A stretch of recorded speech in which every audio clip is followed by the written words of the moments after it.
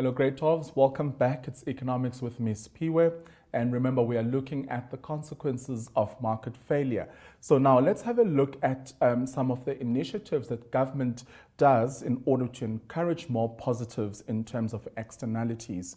So one of the things that they do is advertising. So advertising on the radio and also on television. We've seen this when government is working on a big project. They will make sure that they announce it on the radio, that there's a television ad around that project, so that the people can see the social benefit of that particular project that they are wanting to develop in communities. I know that there was an issue where in this particular area the kids had to cross a river in order to go to school. And when there's flooding or heavy rains, then the kids will not be able to go to school. And somebody took a video of parents helping the kids to cross the river in order to go to school. And they sent that to the MEC in that province. And the MEC did make plans in order to speed up the process of building a bridge in that area, so that the kids can have safe access to their schools and also be able to access education. And then after that, government made sure that the public knows about the project, that it has started, it's happening. They interviewed the MEC and showing that the construction has started and what measures they've put into place. So they do that in order to encourage the positives in terms of social benefits and to show the people that the money that they're paying through the income tax is actually used for sound and beneficial projects. Also providing education, healthcare, and other services at a low cost and also for free. So there was that campaign that primary school education should be made free in our country. Government was going around just telling people more about that campaign. We know with healthcare service and facilities, also they are easily accessible because members of society don't have to be charged huge amounts of money in order to access that service. And also providing consumer subsidies, for example, the price of bread.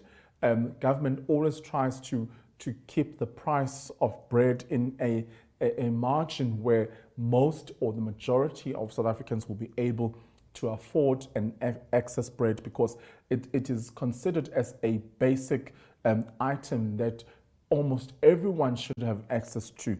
Because if that price is not controlled, it means that people will starve, because they will not have the financial resources to enable them in order to purchase that service. Okay, so then they will put subsidies on certain products. And we know with education, they invest so much money and health. If you look at the national budget, a huge chunk of it goes into education, and it also goes into health as well, in order to make sure that consumers enjoy the benefit of these particular sectors that we have just mentioned. Right, then what about consumer subsidies lower than the cost of a good and encourage its usage? Okay, so if they want more people to use that product, more consumers to use that product, because it's got such value that it adds on to the life of the consumer, then they would lower the cost of that good in order to encourage its use. Okay, so like the cost of, there was a huge campaign around fees must fall, that if they lower the cost of tertiary education, that will encourage more students to go to tertiary in order to get a degree, or if they want to get a diploma, and so on. So if you lower the cost, you do use it as a strategy in order to encourage more consumers to use that product.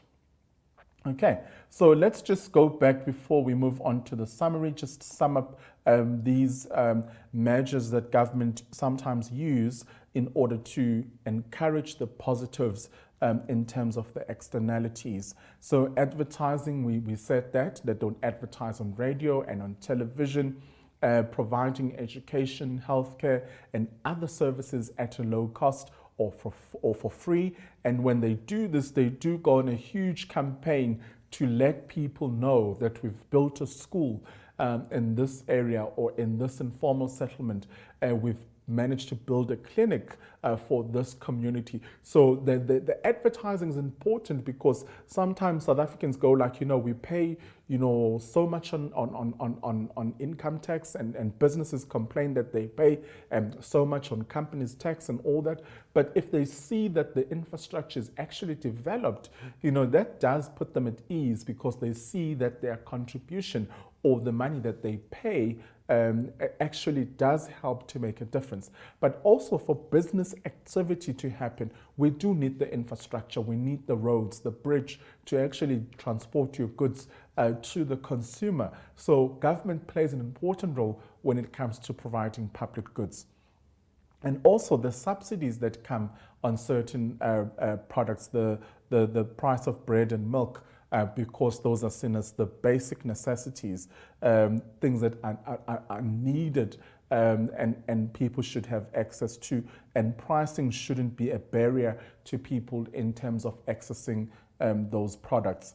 And also the consumer subsidies do lower the cost of a good, and therefore will encourage its use to be used more often.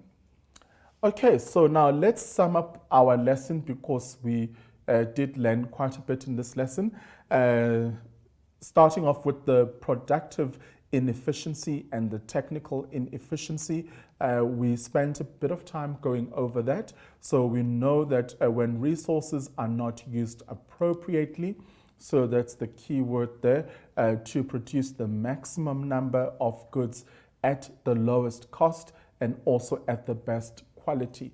So remember that quality shouldn't be compromised in this regard, although you have lowered the cost of your product, but the right quantity needs to be supplied at the best quality. So it's important. And if we are in a situation where we are doing this, if we are using our resources appropriately and we are producing the maximum number at the lowest cost and also at the best quality, then we call that. So this then goes away, and then it becomes a productive efficiency. And also this goes away, and then we say we have what we call a technical efficiency, because we are doing the right thing. We are using the allocated resources accordingly. We are maximizing the number of goods at a lowest cost and also at the best quality. Also, we learned about the allocative inefficiency, which means that the types of quantities, or the types and quantities of goods or services produced are not what is best for consumers. Okay, so what the market is currently supplying to the consumer, it's not something that the consumer actually wants. It's not the quality or the quantity or the type of product that the consumer wants. So what happens in that situation? How do we put corrective measures around that? So one of the things that we can do is to make sure that we do thorough market research in order to ensure that we do a needs analysis, or we try and understand our consumers better by doing market research. When you do market research, you establish the taste and the preferences that your consumers have, so that you can design products that will satisfy their needs. If you do not do this, then you will end up manufacturing products or producing products that will not have people to consume them, because you are providing what the market is not really looking for. So it's important to be in touch with your consumers. Look at the trends, look at what the preferences are, and preferences change over time. What they liked during Easter, they will not necessarily like over the festive season. So in between, there are a lot of changes. People change their minds. And hence it's important for entrepreneurs to continuously do research in order to see the trends and the preferences of the consumers. And also, it's important that you ensure that you utilize all your resources, the resources that are available to you or are at your disposal when manufacturing goods and services. Because what's the point of having unused resources? Because if you end up in a situation where you have unused resources, then you are depriving your consumers of certain goods and services, because they want to purchase your product, but it's not available because you are not in a position where you are utilizing all the resources that you have in your capacity in order to produce and make a product. So it's important that we as businesses or firms thrive for a situation where we have productive efficiency and also technical efficiency, and we get rid of this part. This part must go away, and we must be efficient in the manner in which we offer products and services, because if we do that, then we're going to maximize on the profits. You can't maximize on the profits if you don't look at service, because on our last lesson, we looked at how good service can be used in order to increase your market share and to attract more customers to come and support your business. But if you offer quality service and there's good product recognition around your product, that can be used to increase your market share. Because when you attract more customers to come and buy from your business, then you're also growing your market share in terms of your offerings and the products that you sell. So advertising plays a very important role. We've also seen in this lesson that government uses advertising in order to inform the society about the social benefits or the social costs that are incurred by people. And also when they want to discourage people from the negative externalities, they use advertising to do that. They use media, television, and radio in order to discourage people from consuming products that may cause harm in their bodies, in their health, and in their minds as well. Hence, they've stopped the advertising of cigarettes in media, especially on television. Companies that produce cigarettes are not allowed to advertise. And a call has come for companies that sell and manufacture alcohol to be banned from advertising on public space, because we are trying to instill a responsible culture in our young citizens. And if you do have that drink, you do it responsibly, and you make sure that you don't drink and drive. So government has campaigns to inform consumers about the negative externalities, but also to discourage them from using those products. Also, we spoke about sin tax, that there will be taxes that are imposed on these products with the intention of discouraging the consumers from using those products. So it's important that we look at these factors and we understand them, and we are in a position where we can explain them and say that, this shouldn't happen and this should happen. And lastly, I just want to go back to our graph over here and talk about the social benefits, because the social benefits are very important. So a social benefit will come in a situation where our marginal social benefit is greater than our marginal private benefits. So the government will go ahead and develop a product if they can see that there are more social benefits associated with that project that they want to start. Think of the Rea Vaya bus system, the Gautrain, when it was developed, for the World Cup. It wasn't just for the World Cup, but there were so many social developments or social benefits that were associated with that project. So transport would be easily accessed and was improved upon. So if you want to go to Pretoria, if you live in Joburg and you want to go to Pretoria, you just park your car or you take a bus to a Gautrain station, and then off you go. And then when you're done with your meeting or you're done attending classes, and then you come back.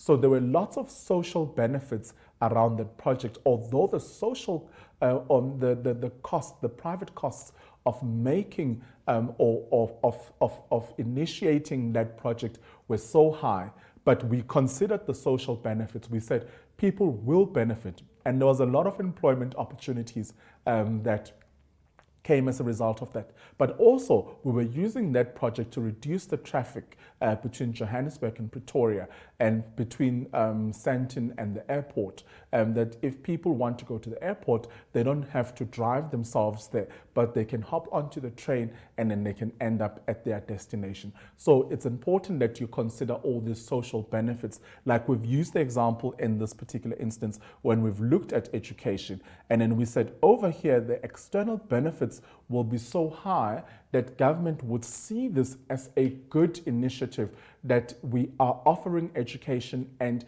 because the social benefit has increased, that means that the demand for education has also increased.